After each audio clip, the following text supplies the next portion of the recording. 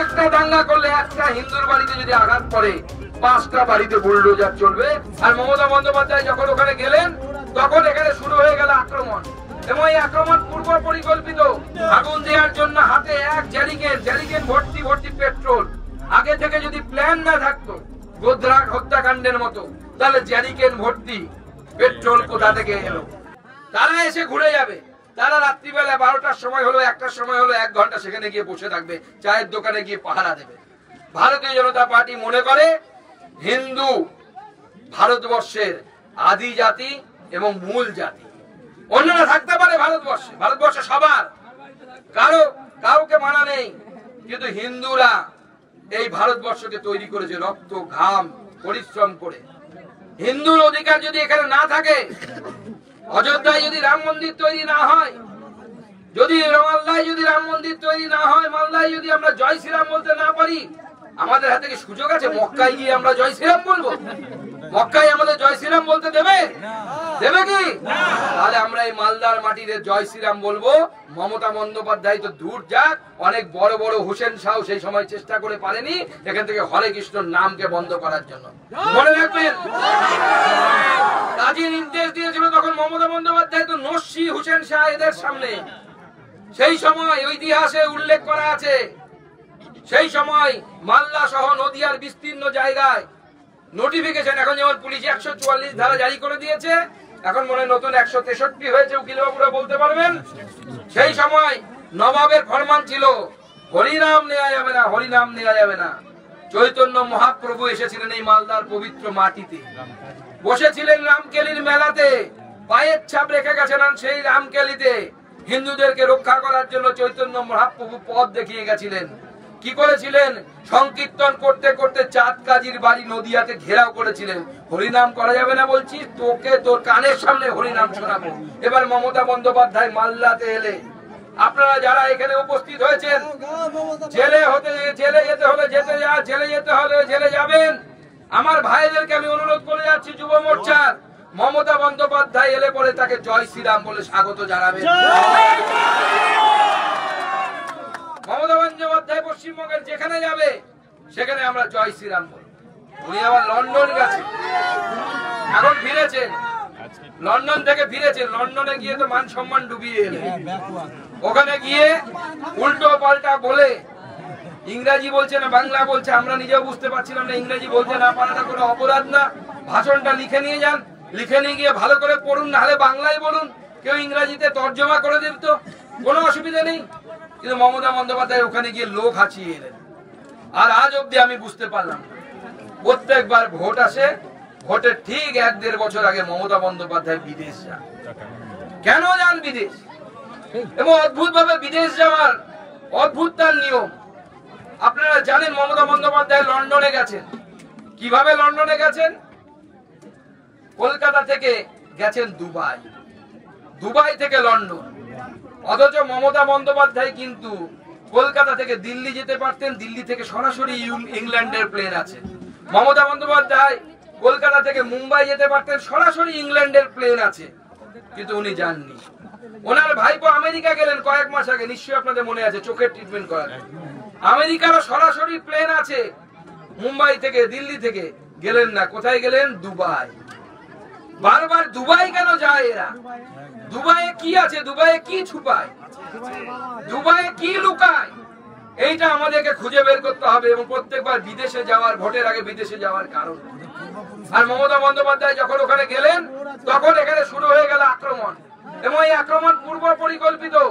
তৃণমূলের হিন্দু নেতারা পর্যন্ত স্বীকার করছে ক্যামেরার বাইরে গিয়ে, আমার কাছে খবর আছে। এমনকি পুলিশ প্রশাসনও বলছে এই আক্রমণ পূর্ব পরিকল্পিত। কেন? পোয়ালে আগুন দেয়া হয়েছে মোথাবাড়িতে, কি হয়েছে কিনা? আগুন দেওয়ার জন্য হাতে এক জ্যারিকেন ভর্তি ভর্তি পেট্রোল। আগে থেকে যদি প্ল্যান না থাকতো গোধরা হত্যাকাণ্ডের মতো, তাহলে জ্যারিকেন ভর্তি পেট্রোল কোথা থেকে এলো? এই প্রশ্নটা পুলিশ প্রশাসনকে জবাব দিতে হবে। এসপির পদে বসে থাকা দিদির দলদাস, দিদির চটিচাটা পুলিশ অফিসারদেরকে জবাব দিতে হবে। আর রাজীব কুমার, আমি জানি কলকাতায় বসে উনি আমার ভাষণ এখন টিভিতে দেখছেন, তাকেও পরিষ্কার বলে দিতে চাই, বেশি দিন মুখ্যমন্ত্রী আপনাকে বাঁচাতে পারবে না। আপনার সময় এসে গেছে, আপনাকেও জেলে যেতে হবে।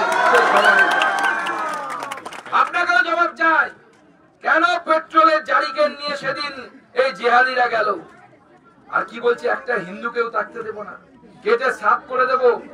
মুখে কি অকথ্য ভাষা, ভগবান রামচন্দ্র সম্বন্ধে এত বড় বড় কথা বলছে। আরে তুই ভুলে গেছিস, মালদার মুসলিমরা হয়তো ভুলে গেছে, তোমাদের পূর্বপুরুষ বাবর নয়, তোমাদের পূর্বপুরুষ সত্যি হলে হচ্ছে ভগবান শ্রী রাম তোমাদের পূর্বপুরুষ। তোমরাও রামের বংশধর, তোমরা কোনো বিদেশ থেকে আসো। আমরা তো চেয়েছিলাম ঈদ শান্তিপূর্ণ ভাবে হবে, রাম জন্মভূমি রাম নবমী শান্তিপূর্ণ ভাবে হবে। তবে আমরা বিজেপির সরকার গঠন হতে দিন, এখন মুসলিমরা শান্তিপূর্ণ ভাবে রামনবমী পালন করতে দিচ্ছে না। যান গুজরাটে, উত্তরপ্রদেশে যোগী বাবা আছে, গুজরাটে আমাদের নরেন্দ্র মোদীর সরকার আছে, উত্তরপ্রদেশে যোগী বাবার সরকার আছে। যখন ওখানে রামনবমীর মিছিল হয় তখন মুসলিমরা এসে রাস্তার ধারে দাঁড়িয়ে ফুল ছেটায়, নাহলে শরবত দিয়ে খাওয়ায়। অপেক্ষা করুন 26 অব্দি, 26এও আপনারা সেই রাম দৃশ্য দেখতে পাবেন। রামনবমীর মিছিল আপনারা করবেন আর মুসলিম ভাইরা পাশে দাঁড়িয়ে শরবত খাওয়াবে আপনাদের, সেই ব্যবস্থা হবে, চিন্তা নেই। আর এইরকম দাঙ্গাকারী যারা আছে তাদের বাড়িতে সেই সময় বুলডোজার চলবে। একটা দাঙ্গা করলে, একটা হিন্দুর বাড়িতে যদি আঘাত পড়ে 5টা বাড়িতে বুলডোজার চলবে। সেই দায়িত্ব, সেই গ্যারান্টি বিজেপির তরফ থেকে আমরা। তাই আমাদেরকে লড়াই জারি রাখতে হবে। আজকে আমাদেরকে এখানে আটকে দিয়েছে, এই আটকে দিয়েছে বলে ভাবতেন না আমরা লড়াই শেষ করে দেবো। আজকে সাময়িক ভাবে হয়তো এখানে লড়াই শেষ হতে পারে। 11 তারিখ আমরা তো 2 মিনিটে তাকে ভাঙতে পারতাম। ব্যারাকপুরে আমরা ভেঙে দিয়েছিলাম, আধা ঘন্টাও টাইম লাগেনি, পুলিশ লাঠি চার্জ করেছিল। আজকে এই মুহূর্তে তোমরা শান্ত থাকো, যখন সময় আসবে, আরো সময় আসবে, চিন্তা নেই। সবে তো ওয়ার্ম আপ হচ্ছে, ম্যাচের আগে প্র্যাকটিস ম্যাচ হয় কিনা, প্র্যাকটিস ম্যাচ হচ্ছে। যদি ভাঙতে হয় কলকাতার নবান্নতে গিয়ে নবান্নের সামনের ব্যারিকেডটা ভাঙবো, ওদের মজা আলাদা, অনেক ওই ব্যারিকেড ভাঙার মজা আলাদা। তাই পুলিশ প্রশাসনকে পরিষ্কার বলে দিতে চাই, আপনারা হিন্দুদের সুরক্ষিত করুন। কালকে আপনারা ওসি না আইসি কি আছে মোথাবাড়ি থানায় আমি জানি না, সে হিন্দুদেরকে নাকি ধমকি দিয়েছে, বাড়ি থেকে বেরোলে নাকি গুলি করে দেবে। আজকে একজনকে অ্যারেস্ট করেছে, আজকে একজন সাটিয়ার, কি সাটিয়ার তাকে অ্যারেস্ট করেছে, মিঠুন সাটিয়ারকে অ্যারেস্ট করেছে। সে তার দোষ কি? সে বলেছে আজকে এই পোড়া নোংরা গুলো কেন পরিষ্কার করছেন, আমাদের নেতা আসবে বলে তার সামনে থেকে সরানোর জন্য। শুধু এই অপরাধ, এটা ফ্রিডম অফ স্পিচ না? এইটুকু বলার ক্ষমতা নেই একজন সাধারণ মানুষের, একজন নাগরিকের? মুখ্যমন্ত্রীকে কেমন ইংল্যান্ডে গিয়ে মানুষ প্রশ্ন করলো, অভয়াকে আপনি মেরেছেন, মুখ্যমন্ত্রীর মুখের উপরে বললো, আঙুল তুলে দেখিয়ে দিল রাজা তোর কাপড় নেই, রাজা উলঙ্গ।